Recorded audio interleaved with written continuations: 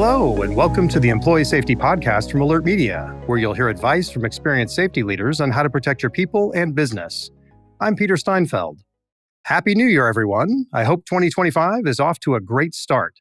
It's time again for our annual look at the top threats organizations should be ready for in the year ahead. There's no one better to help us break it all down than Sara Prattley, Senior Vice President of Global Intelligence at Alert Media.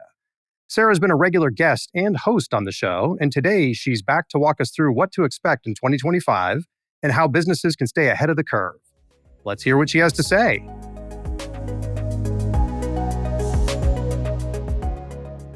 Hey, Sara, thanks so much for being here. Glad to have you back. Thanks for having me again, Peter. Excited to be on the podcast once again and share some great information for the year ahead. Well, let's jump into it. So 2024 was a really interesting year, to say the least. What was it like for you and the global intelligence team? I'm sure you will not be shocked to hear me say that 2024 was another very busy year for the global intelligence team.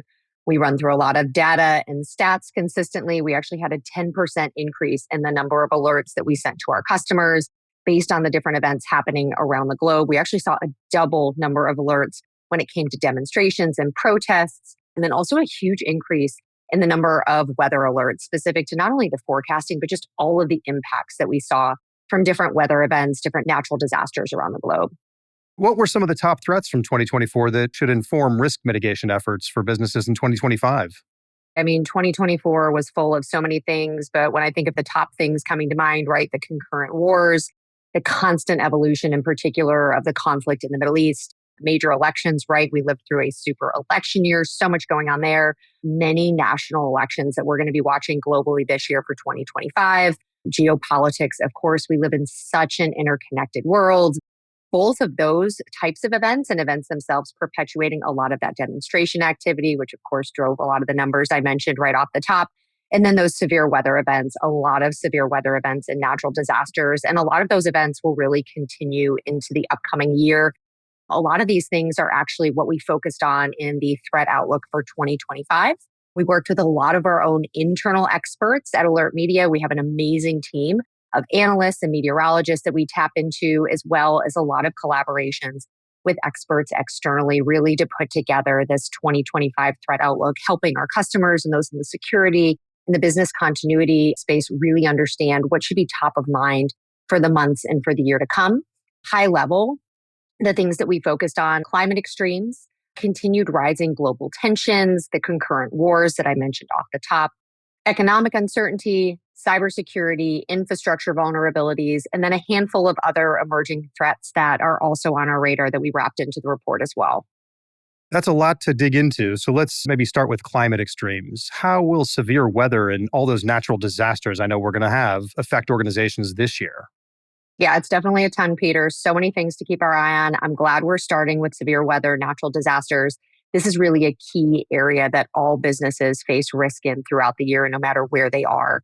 And as we think about those climate risks and natural disasters, there's really 4 key areas that we highlighted within the report. We have the benefit within our team to have a number of amazing meteorologists who have a great expertise here supporting our customers. And those 4 key areas are, number 1, extreme heat. As we all know, we continue to break records globally. It's month after month, it's year after year. We're continuing to see these heat extremes. Heat is actually the leading cause of weather-related deaths. It's up 117% in the US.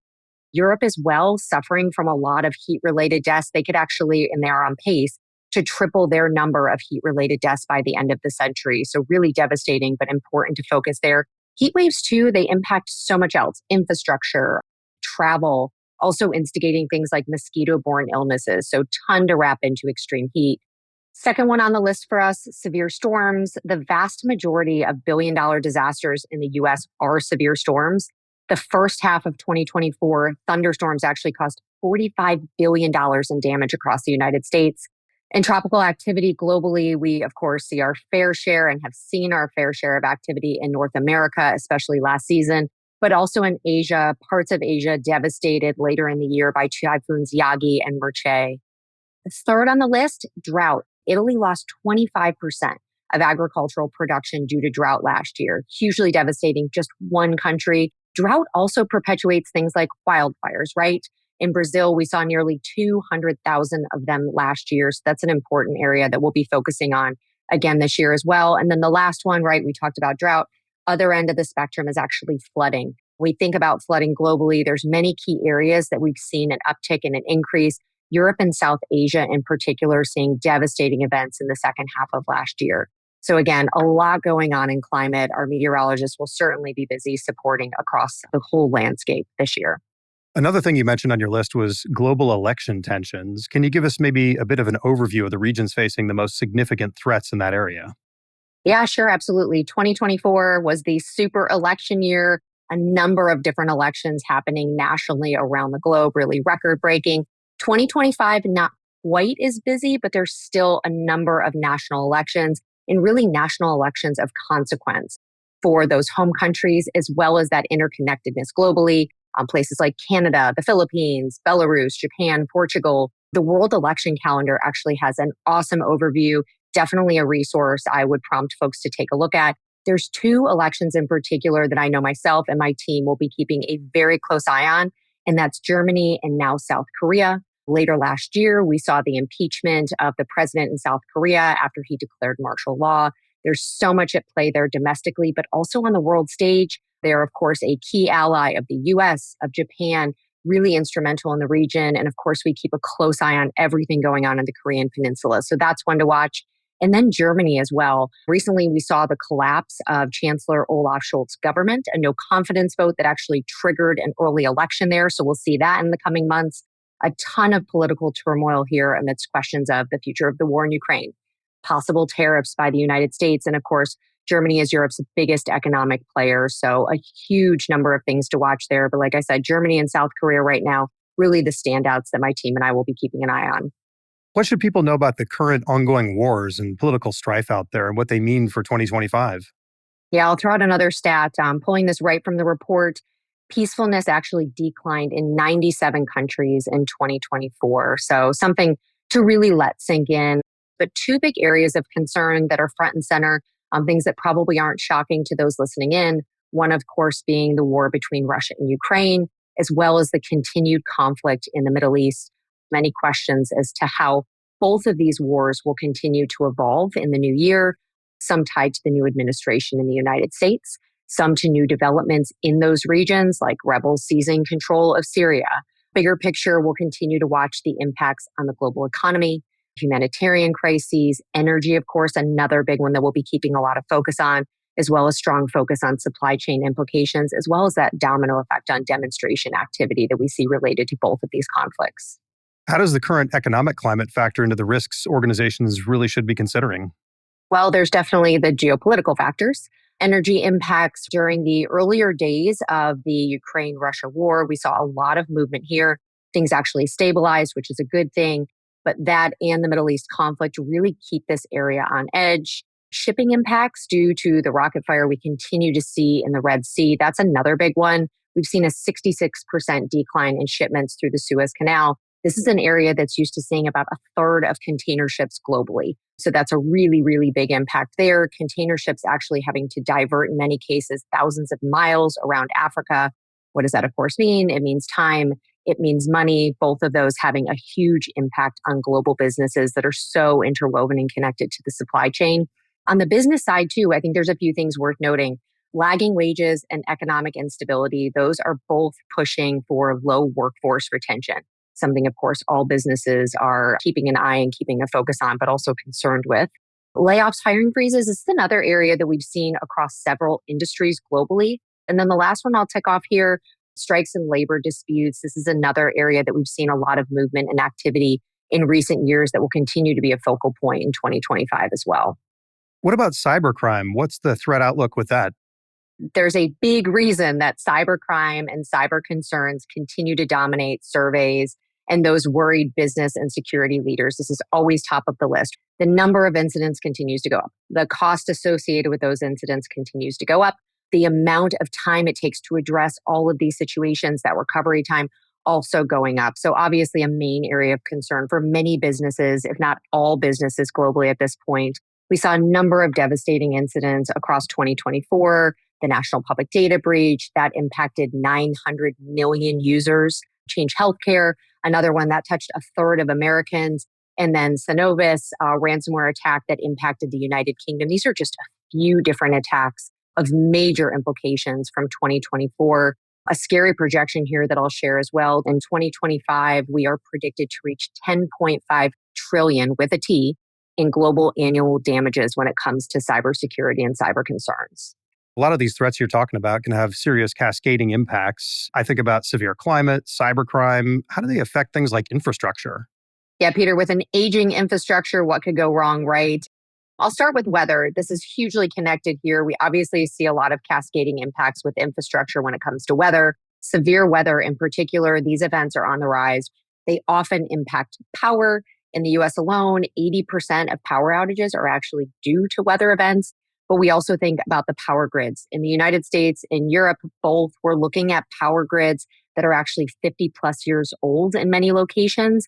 Obviously, those are very antiquated systems that are also drawing a lot more demand as we see people continuing to move and move around and also draw on these systems more. So power outages, obviously a major concern when we think about disruption, obviously to all people who are impacted, but also really to businesses financially and operationally. And then when I think about this cascading impact as well, we think about those digital impacts. CrowdStrike outage, need I say more? $5 billion in direct losses, that one event alone. But when we think grander scheme, as we see more interconnectivity, as we see more dependence on technology, which of course we will, more cloud computing alongside this rise in cyber crimes, this is definitely an area of particular interest. You mentioned your team had identified some emerging threats as well. So what should our audience know about those?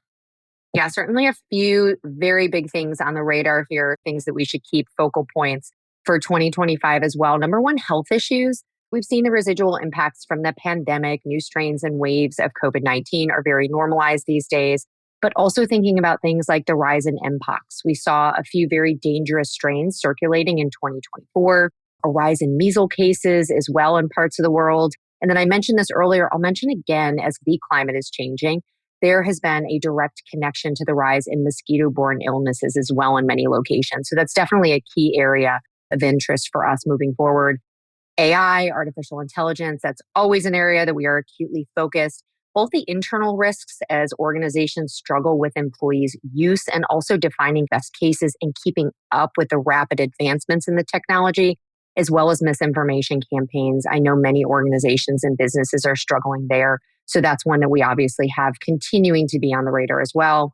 Threats to business travelers, we think about the number of business travelers. We're back at pre-pandemic levels, if not even higher. The world community, the business community is back on the road. So a lot of threats that we've talked about within the report are things that very uniquely can impact business travelers. So certainly an emerging area that we want to continue to keep an eye on. Threats of drones is actually a big one, especially when we think about what we were seeing later last year in the Northeast United States. Drone technology is advancing rapidly. We all agree on that.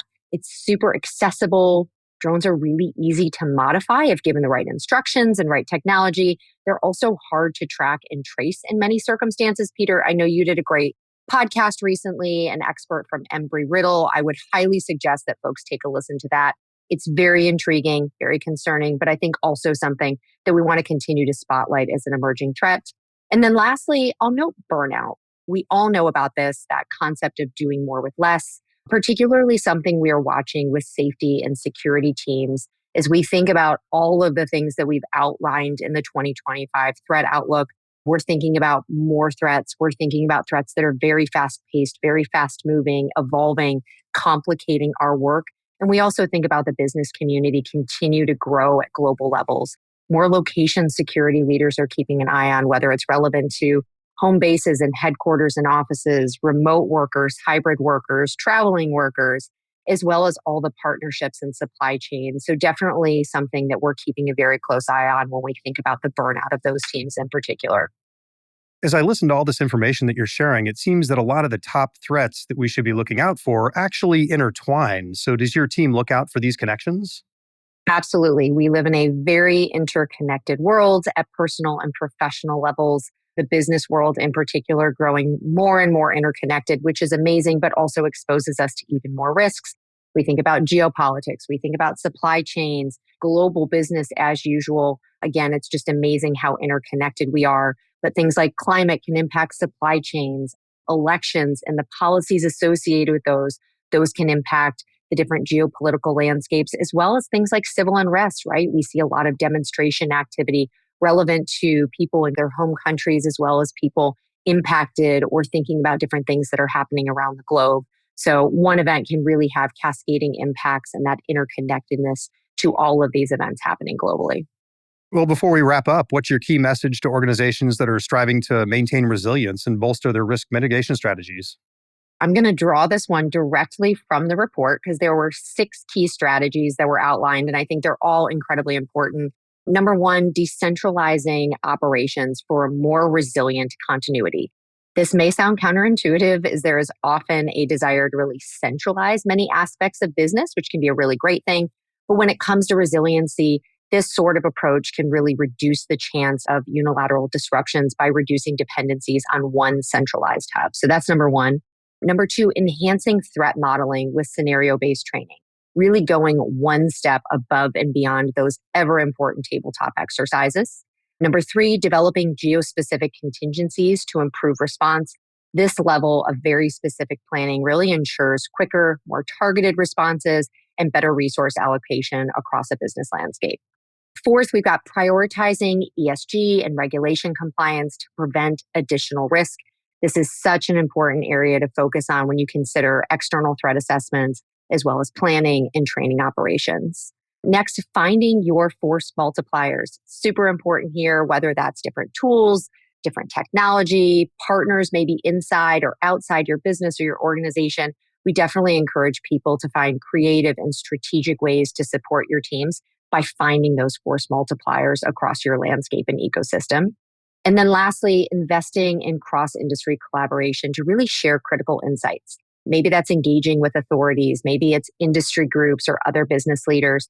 This can be really key to organizations as they try and find their different focus and different successes, both internally and externally. I've seen so many great relationships between security leaders looking to benchmark, looking to learn from each other in similar and sometimes even competitive businesses. So a lot really to be gained from investing in that cross-industry collaboration as well. Well, that's a lot of information for everyone to think about, so we highly recommend you go download the report at Alert Media's website. Sara, thank you so much for being on the show. Thanks, Peter. Absolute pleasure. Want to learn more about Sara and her work at Alert Media? Find all the details in the show notes. Catch highlights from this episode by searching Alert Media on YouTube, and don't forget to subscribe and share your thoughts with a review. Stay safe out there. Thank you for listening to the Employee Safety Podcast from Alert Media, the industry's most intuitive emergency communication and threat intelligence solution. To learn more about how to protect your people and business during critical events, visit alertmedia.com. Until next time.